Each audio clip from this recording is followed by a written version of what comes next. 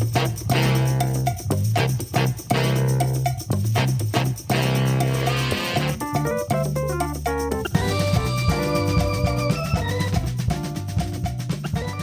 folks, this is Mickey G. Have you ever been in a conversation with someone and the subject turns to your ages and the person tells you they're the same age that you are? And the first thing you think is, do I look that old? Well, Rodney and I talk about that and other stuff today in this edition of Old Fools Talking Old School. It amazes me sometimes as I be listening to people, even people who are in, like public facing jobs and things of that nature, and how they'll say things. And I know I was looking at something out online the other day, and this guy, those vintage, I think it's called vintage black art or something. They have those pictures from back in the day and stuff like that. And they had these two kids standing there in this one photo, and the caption under the photo was two twins. And I said to myself, is there any other twins in two? And I'm thinking, two twins. Well, I don't know that there's any other twins other than two, but I mean, I know that's sort of maybe would probably be a common statement, to say that. And yeah, but it's commonly dumb. I mean, twins says it all. Well, that's what I said to it. Yeah. And I was listening to the weather the other day, and the girl was doing the weather report, and she was saying, and it's going to get hot and humid because those southerly winds are going to be coming up from the south. And I said, where else would southerly winds come from?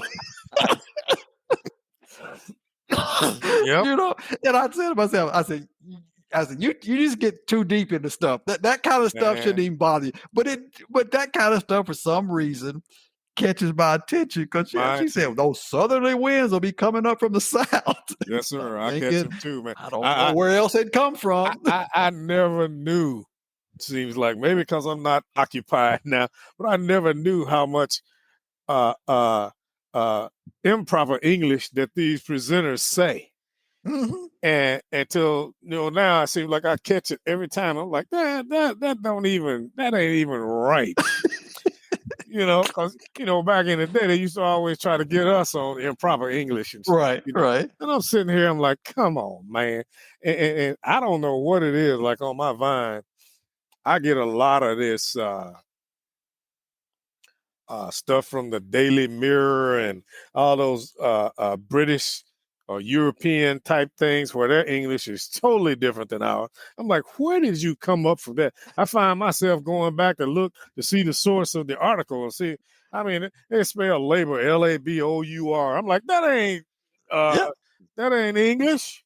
Not this English over here. That's the European spelling. Yeah, and then the whilst. No, it's while, not whilst. And it's just some of the stuff, and it's redundant. I'm so sick of it. There's a lot of this stuff I'm sick of now. Like I say, I got too much time on my hands. I do too. That's what I say too. Yeah, I'm like, when can we get just a question instead of these questions that are a paragraph long? I mean, they got to go through the whole. I just had to tip my tongue what I call them, but it's you can't get a direct question. You got to go through all of this before you ask the question. I forgot what you're talking about. And even the articles when you read. I was reading something about who was that? I forget what it was. Okay, it's been out for God knows how long. We all know what has happened to him, but they got to go. I call them essay questions. Mm-hmm. Just ask a direct question. I don't need no essay about the whole damn thing. But even in the articles, man, they'll use a paragraph and a half, bringing you up to date as if it hadn't been in the news already redundantly 50 times before they get to what it's about. And I'm like, my God, man, it just bugs me. Yeah, me too. I'm the same way. and like I say, just to see that kind of stuff. And I know I've sent out emails and things, and I go back and read them later on. I say, oh man, I can't believe I misspelled that word, or I said it that way, or whatever. Yeah. But I was just like you. I was looking at somebody had posted, and they were saying that what they were trying to say was that they were so blessed to be in the midst of these people. Uh-huh.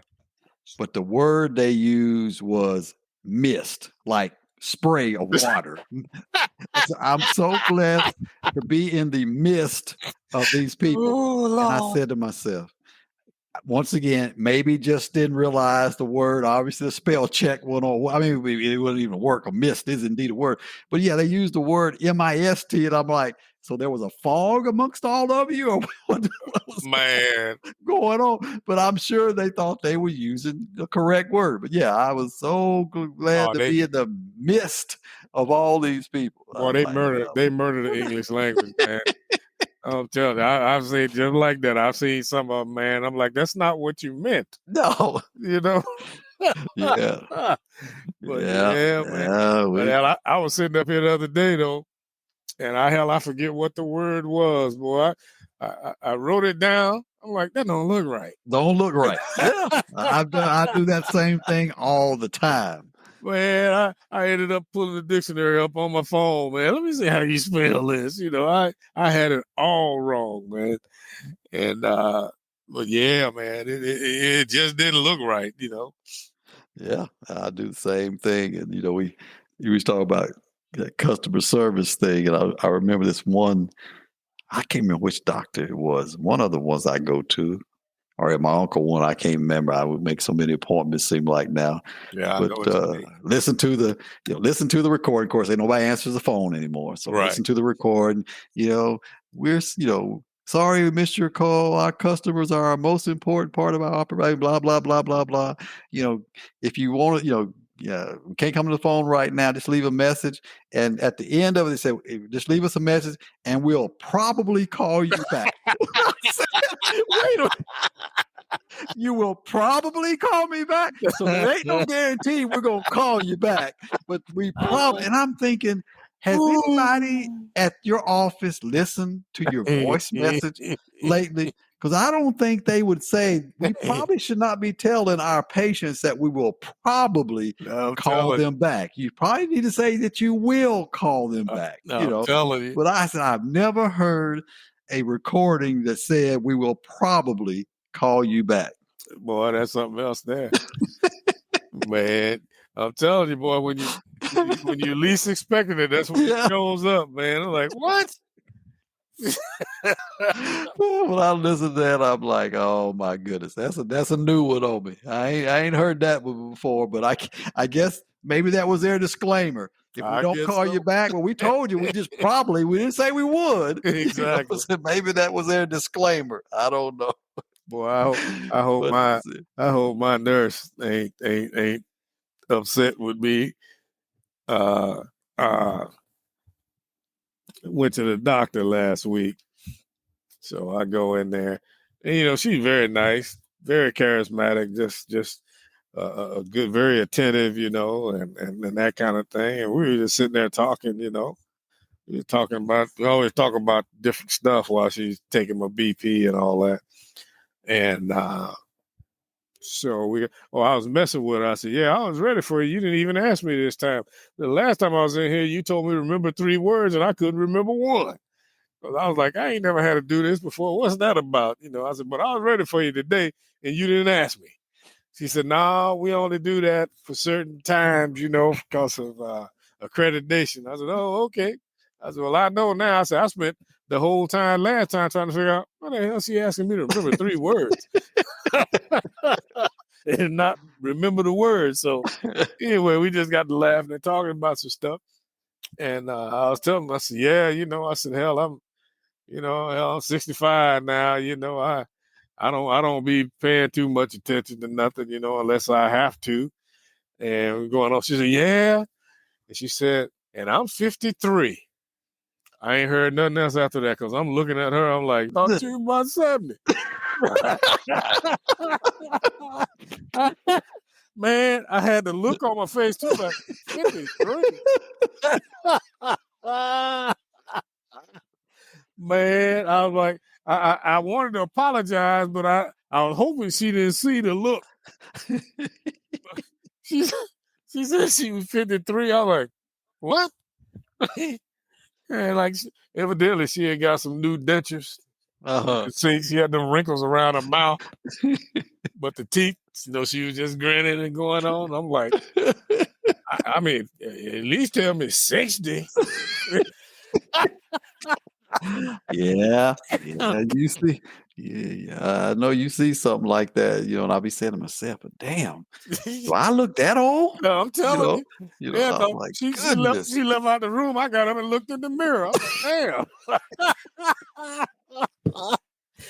Woo, Lord. Oh, yeah, I tell you, man, I tell you, it is funny too. As I say, I'll be listening to stuff. I'll be listening to these commercials, especially these personal injury Yeah. lawyers. I mean, that's all on commercials on during the day here. Is Morgan and Morgan, and Same there's here. another local company that's on there, and all them. That's all's on here during the day. And this one guy, he has commercials, and he has actual clients. Yeah. That does his commercials with him, and I was listening to one guy, and as I listened to him, I'm sort of getting this vision in my mind, and typical country voice, yeah, I was going down the road, this guy came over and he T-boned me. And he said, my daughter said, call the guy, the company's called Ponce Law. My daughter said, call Ponce Law. And I said, I could just see this guy in his truck still, at the accident scene, on the phone, down in the night, because it's the way he said it. My daughter said, call Ponce Law. And I can see him in his truck, half the truck gone, him on the phone calling Ponce Law. I said, boy, I tell you, I said, that visual to me, when he was saying it, I said, I can just see him right now sitting in that truck with daughter on the other side. I said, Daddy, you call Ponce Law. He'll do you right. Yeah, we get him. Don't worry about it if you're all right. If you're missing any parts, just go ahead and call Ponce Law. That's all you need to do right now. Yeah, but we got this one because that's the same thing down here. It's all on there. Hell, I can't even think of the name of the firm now. So many of them come on, but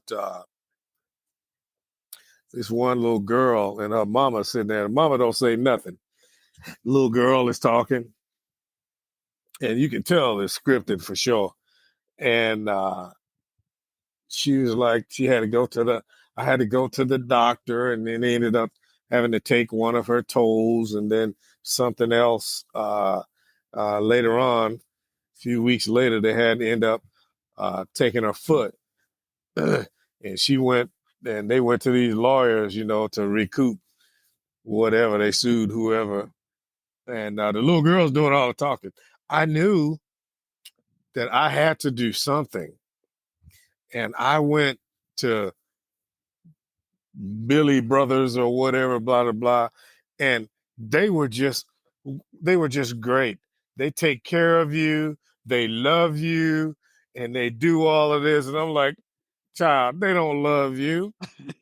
They love that percentage they getting, That's right. But it's so corny, man. When I feel sorry for the little girl, they showed her there. But all they will do is take care of you, and they will do this, and they will love you. I'm like, yeah, it had to take a kid to say that, But yeah. Every time it comes on, I always laugh. Okay, But I know I listened to that Morgan and Morgan one, and it seemed like there's always this battle here locally on the ads, because Morgan and Morgan comes on, talk about how they're the biggest injury firm in the world, and they got all 30 billion lawyers and all this kind of stuff. And of course, all the local ones come on and say, we're not the biggest, but we're local. We've been here for all these years. We know how to do business in the South and in Middle Tennessee and this kind of thing. It's how they go against them. But I was listening to that one of those Morgan and Morgan ones, which I'm not saying that he lied about it, but he was saying, well, I had a client who called and left a message. He said, you probably aren't going to listen to this because I'm just a nobody. And I'm thinking, how many people are going to really leave a message on y'all's phone that says, you ain't gonna probably even listen to this because I'm just a nobody kind of Exactly. thing. I'm like, you could probably do better than that. Yeah, I'm telling you. That just to me was a little bit hard to believe, but no, I mean that's the way it is. That's all you Oh, see yeah. during the day, and they're all trying to go at a different angle on how they can get your attention. Of course, they all talk about the millions and millions of dollars that they got for their clients, and you don't pay until we win your case and all that kind of stuff. Right. But yeah, I mean, I guess it's one of those things you hope you never have to use them. But I guess I'd be the same way if I felt I did. You want to go to whoever's got people the most money, especially in the kind of case maybe that you may have. Yeah. But it's interesting to listen to some of that stuff. I tell you. Yeah, it's amazing. It's interesting to see. You can tell the current events by the way they're going, because before it was injury accidents, and then they had a bunch of I-40 runs right down through here. They had a bunch of cases where 18-wheelers was running over people. They came in on that with the ads, if you've been hit by an 18-wheeler, blah, blah. And now the thing is everybody now is the expert on the Camp Lejeune thing. Yeah. And I'm like, boy, y'all ain't nothing but some ambulance chasers, man. Yeah. And whatever the going thing is, that's where you go now. I even been getting calls. Have you served at Camp Lejeune? Look, have you done your research? I ain't no damn Marine. It get on your nerves, man. I just stopped. I've been answering the phone because I've been getting my roof and all that stuff done because the numbers don't come up as the company. And so I've been getting a bunch of them. So I was like, no, man. Well, whatever's the going thing, that's what they're going to call you about. Yeah. Yeah, that 18-wheeler thing was big here for a while. I mean, they come on and say, if you've been in an accident with 18-wheelers, do you know the last time that they signed their log? Do you know the last time they had their brakes checked? Do you know we know all that stuff. Then we'll take your case and we'll go and we'll have our experts go out and check out the trucks and all this kind of stuff. Make sure that that they've got their log signed correctly and they haven't been driving too long. So yeah, that was a big thing at one time too. Was them 18-wheelers? Yep. That's the way it was here. But man, we made the national news tonight. A little local high school. They had a shooting out there. Not all those people out there. You expect this on the east side, but out here, well, they were playing a urban team, so we don't know who's what. All they said, a 42-year-old man was shot in the chest, and one a little 17-year-old was killed. So we don't know. Oh, man, yeah, what went down? So they tell us we'll know more tomorrow, and then them fools up there that shot them people up in Jacksonville, man, that's a mess. That white supremacist dude shot them people in Dollar General they were having a festival for I don't know if it was Jamaican or what, but anyway, this dude left a manifesto. You saw that, didn't you? No, I'm trying to. Yeah, man. When I came in from cutting my yard, that was all that was on there, man. Yeah, no, I ain't heard about that. Yeah, they shot up a bunch of people and shot him, and then turned the gun on himself. Left manifestos to the news people, to his folks. He just wanted to kill niggers. Damn. Yeah. Yeah. And and I bet you could look back, through his life and stuff and try to figure out, what personally had been done to him for him to feel that way. And you probably will not find a thing. No. It's just probably a lot of the rhetoric that people listen to and these other sort of anecdotal things that can half the time be lies that get people turned around. But if you ask them, is there something in your life that a black person did to you that make you feel this way? Did they harm you? Did they harm your family? What? No. Ain't done nothing to them. Yep. So But they're that's the so thing. afraid they didn't got turned around by these folks that think that we getting something from them. Everything we getting in here, we earned. As a matter of fact, we ain't even getting what we've earned. Yeah. You Yeah. know, and they don't. What it is these white boys don't want to share their piece of the pie. They want the whole pie, like they've always had. Yeah. And don't want to share it. Don't want you to own nothing. I mean, it's a damn shame when still in this day and time, if you tell a particular person where you live, they act like it's, oh, you live there? Like, I'm not supposed to? I'm like, damn. But it's the way it is. It's inherently in their deal that they think that they are the only ones that's done things in this country and they're the only one that should benefit from it. And then you got all the poor ones out here blaming everybody else, which they should blame themselves. You're white and this country is made for you and you still can't prosper. So, and I think sometimes that's a lot of it too, because I mean I see some of the people who are parts of these groups and things of that nature, and they seem like to me they're the kind of people that it's almost a jealousy, the fact that, as you say, I had a 100-yard lead in the race, and all of a sudden you came up, you passed me and beat me, and that's your fault. Not nothing I done. Exactly. That's your fault. I think sometimes it's almost like that kind of mindset too. Is I haven't done anything with my life, you have, and I'm envious and jealous of that. Yes, sir. And I just don't quite understand that. I've always said I just think, I don't care who you are. There's probably someone who has maybe got $1 more than you got. There's probably someone who's done this a little bit more than you've done, things of that nature. Live your life. Don't worry about what other people have done and things of that nature and being jealous of things that they've done. That just live your life. But that seems to be a lot of from what I can see, some of the underlying mindset of some of these folks is that, like I said, you ain't done nothing to me. Ain't a thing you've done to me, but the fact that you've done well and I haven't, and I'm envious of that, so I'm going to take you out. You're my enemy. Because you're not supposed to. The way this world is set up, they've had you believe that you're smarter and you're better, and that you're supposed to do things. And when somebody else comes up and outdo you, you're mad. You're blaming it. It's all this affirmative action. Affirmative action ain't got nobody no job. It's just got the people to get a job opportunity, to get interviewed. Hell, it's just like the Rooney Rule. It ain't got nobody no job, and but they got to blame somebody because they failed. Yeah. That's exactly what it is. Yeah. So I got to blame something.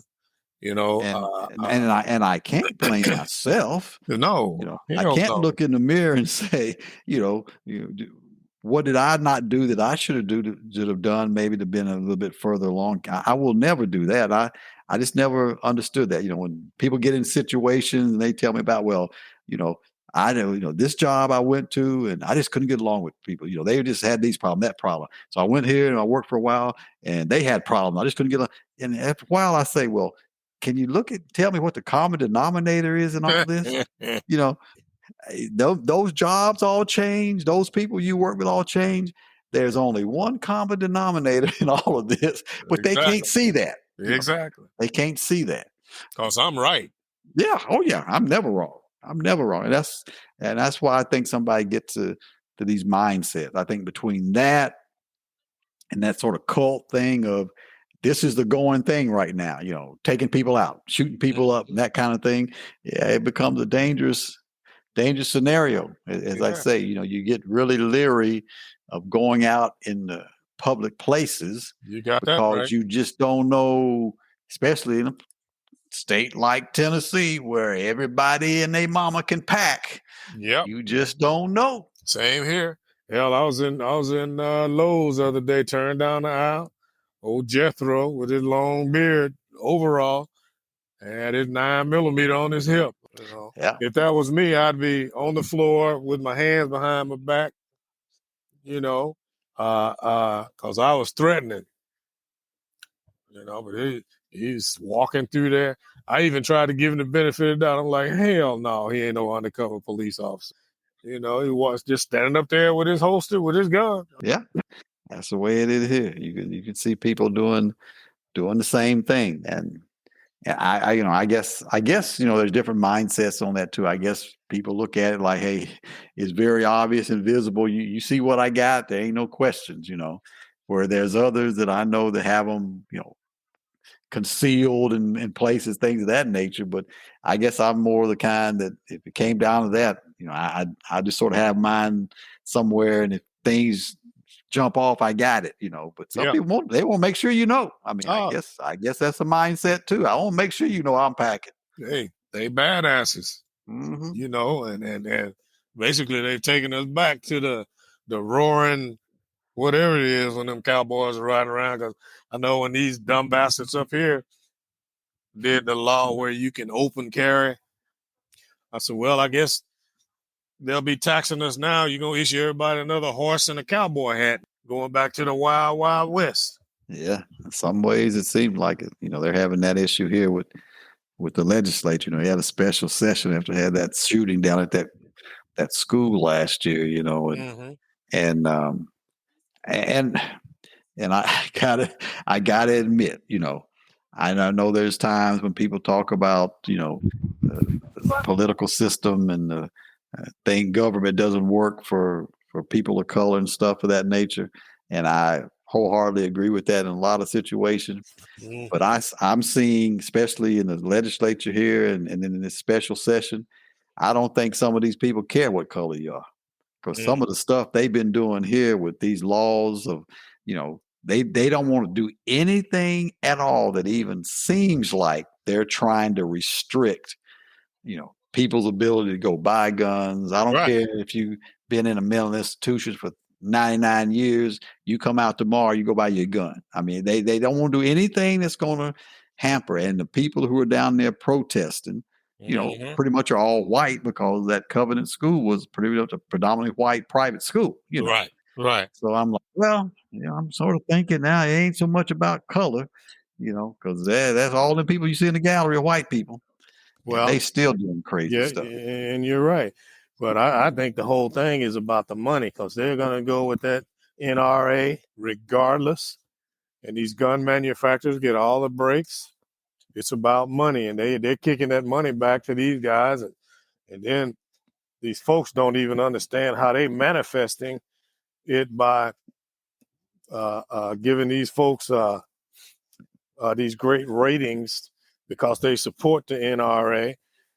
And so it's going to, until people make the change, it's going to always be the same.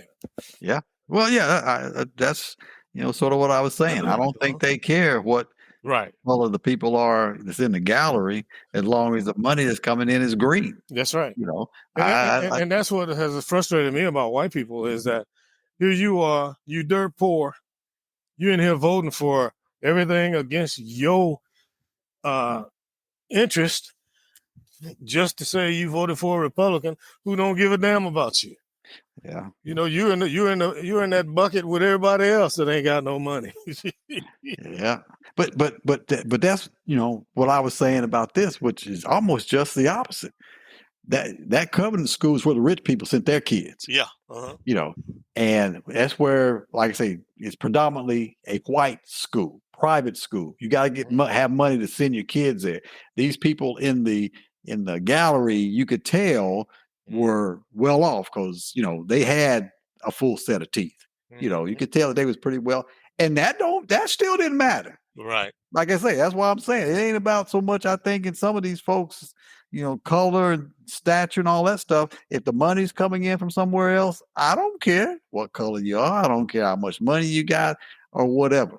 And that's, to me, is what's gotten so jaded about our political system, is the will of the people has started to give away to what can you do for me? How can I line my pockets? I'll take up whatever platform you want me to take up if you can give me some money. There you go.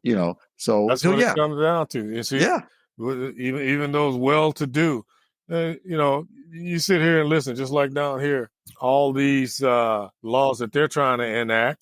This white supremacist superintendent of schools that we got. You know, essentially what they're trying to do is to hell with poor people and their kids in school. You got to get in where you fit in.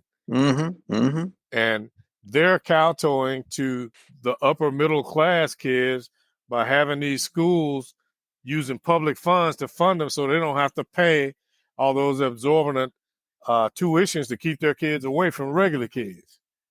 And that pisses me off. I'm like, you know, now they're naming it under charter schools, and they're naming it under all these. They got these inventive names, but basically it comes down to you're going to be sending your kids to a private school, a segregated school, because other people can't get there, but yet you're going to use taxpayer money for you to have your exclusive school. And the hell with the public schools. And I'm like, man, I don't understand why people can't see this. You know, people driving up in Mercedes-Benz, dropping their kids off, and it's a quasi-public school. Yeah, it's sometimes hard to figure out exactly what's going on in our school systems. I know magnet schools and things of that nature are supposed to help augment public schools, but where do you draw the line about funding from a public source when they're private schools? Well, we hope you enjoyed this edition of Old Fools Talking Old School. Join us next time. Till then, this is Mickey G. Peace.